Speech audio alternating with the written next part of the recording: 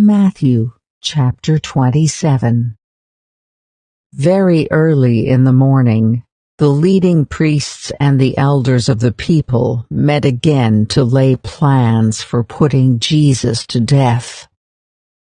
Then they bound him, led him away, and took him to Pilate, the Roman governor.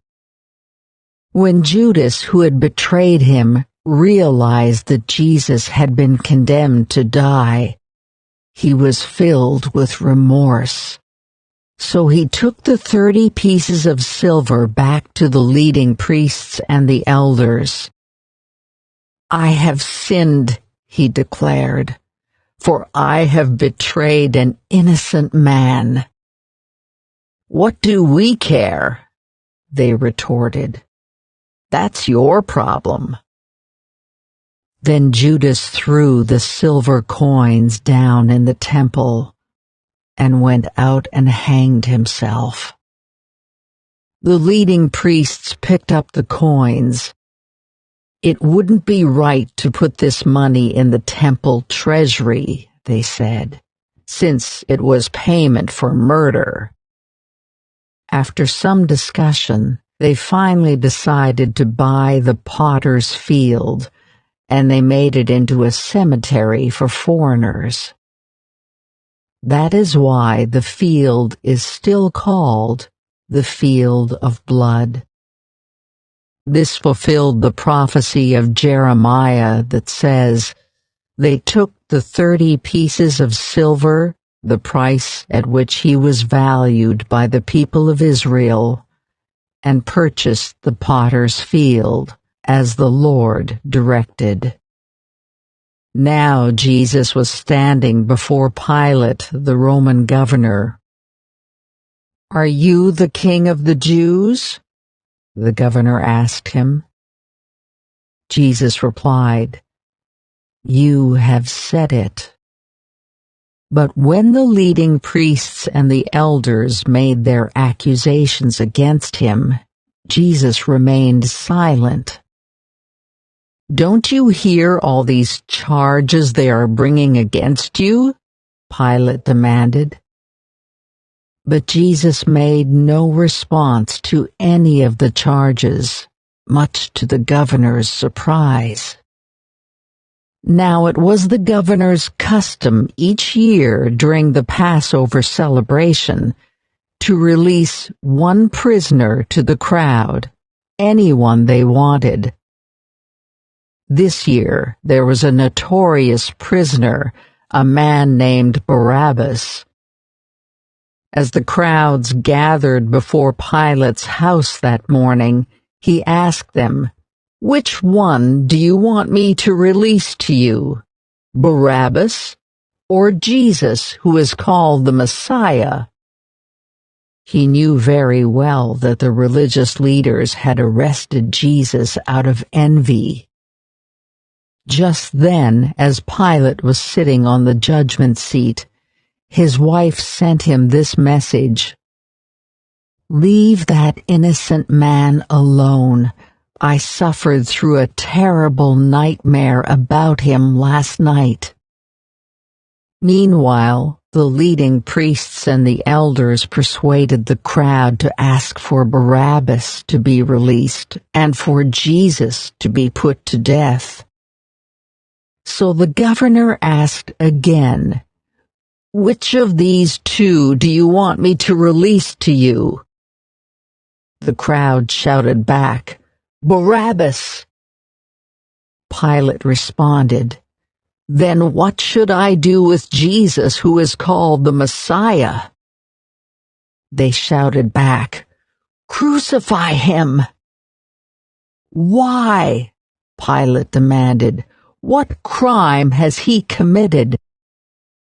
But the mob roared even louder, "Crucify him!" Pilate saw that he wasn't getting anywhere and that a riot was developing. So he sent for a bowl of water and washed his hands before the crowd, saying, "I am innocent of this man's blood. The responsibility is yours."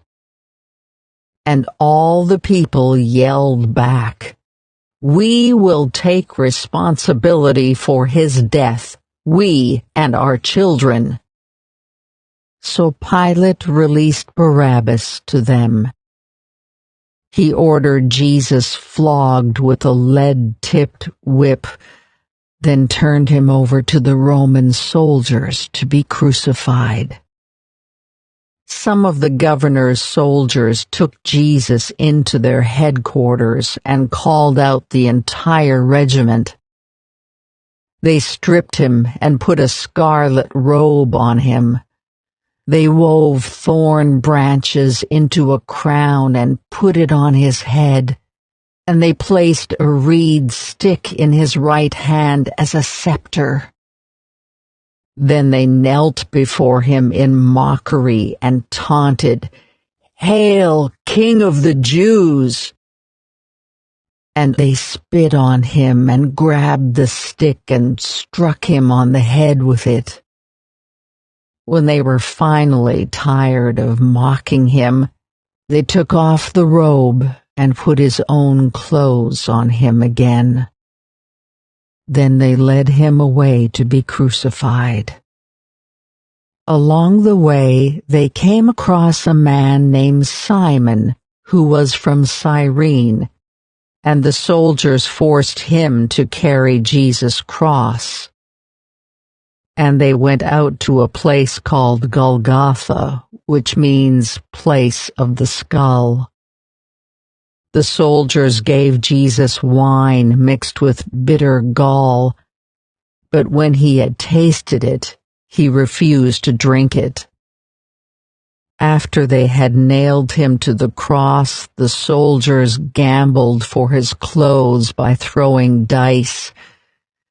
Then they sat around and kept guard as he hung there. A sign was fastened above Jesus' head, announcing the charge against him. It read, "This is Jesus, the King of the Jews." 2 revolutionaries were crucified with him, one on his right and one on his left.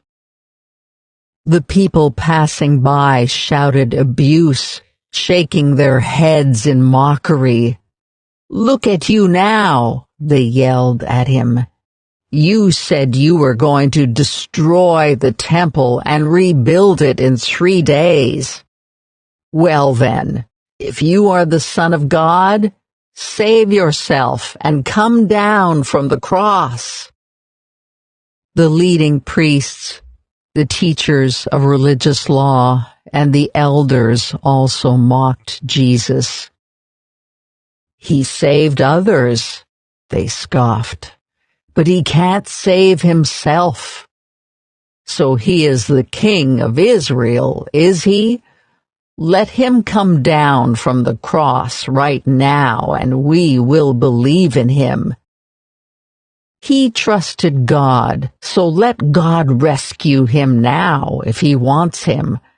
For he said, 'I am the Son of God.'"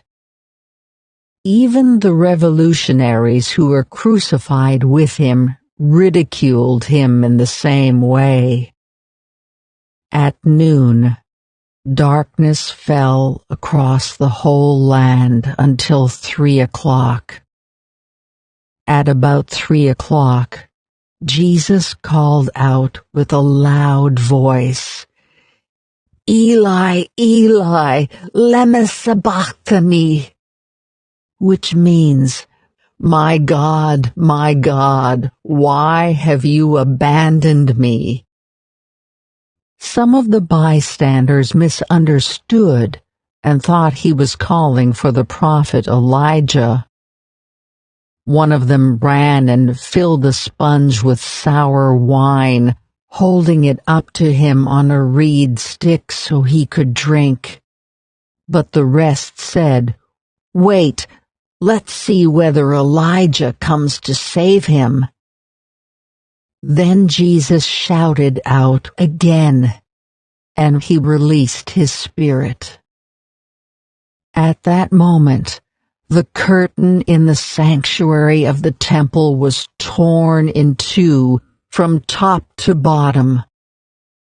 The earth shook, rocks split apart, and tombs opened. The bodies of many godly men and women who had died were raised from the dead. They left the cemetery after Jesus' resurrection, went into the holy city of Jerusalem, and appeared to many people.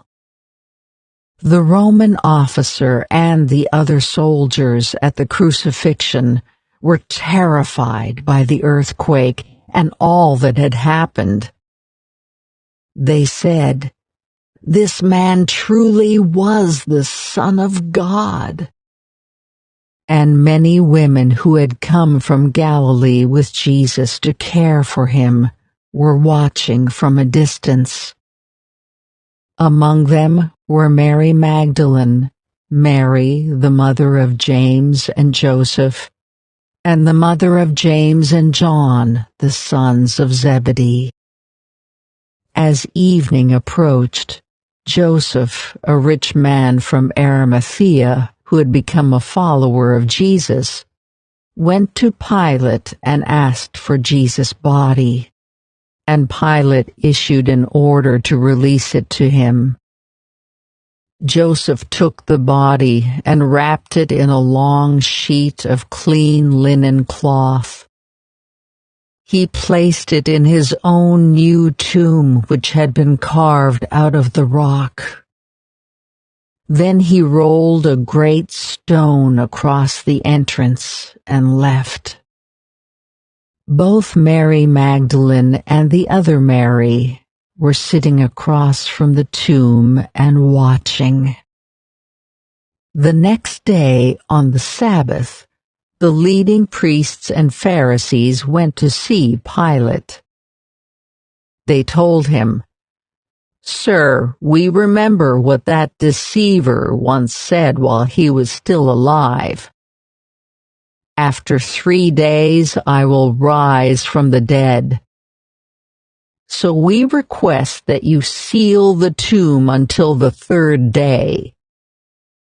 This will prevent his disciples from coming and stealing his body, and then telling everyone he was raised from the dead. If that happens, we'll be worse off than we were at first." Pilate replied, "Take guards and secure it the best you can." So they sealed the tomb and posted guards to protect it.